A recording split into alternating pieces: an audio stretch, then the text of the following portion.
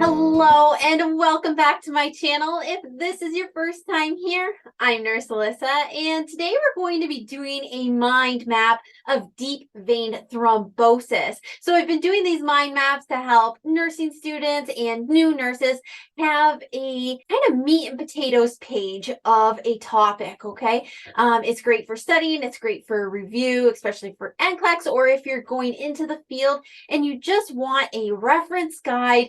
These mind maps are a great way of reviewing a topic quickly. So that's why I'm putting them out there. If you are looking to print all of these out, I do have them on my Etsy store. So I'll put a link down in the description and you can print all of those out. So let's get started. So deep vein thrombosis. So it's a blood clot that develops within a deep vein in the body. This usually occurs in the legs, but it can develop in any deep vein.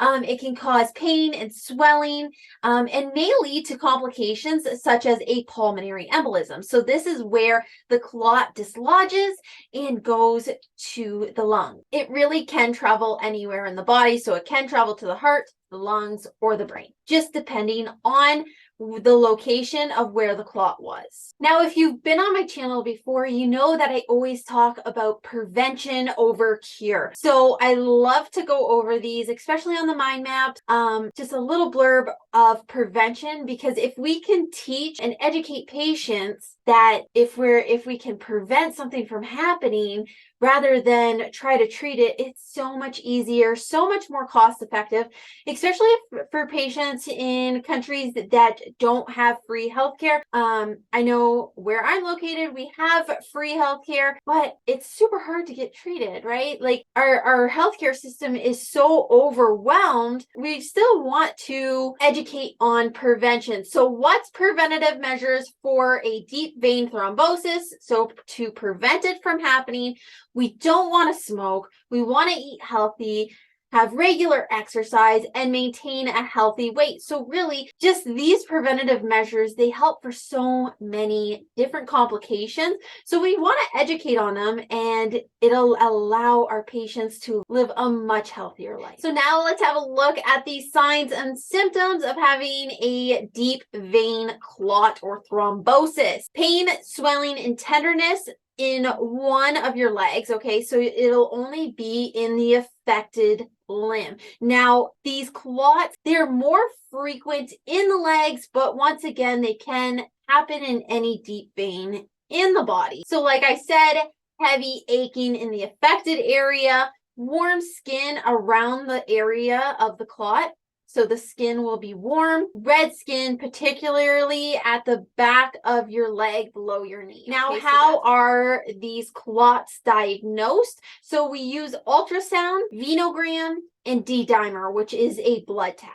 So causes kind of go with prevention. So it's kind of the opposite, right? So if you have a family history of DVT, or if you have a family history of blood clots, if you're inactive for long period of times, if you've had blood vessel damage, if you are overweight, if you smoke, these can all cause these deep vein clots. Now, conditions such as cancer. So if a patient is on chemotherapy or radiation, they're at higher risk of clots.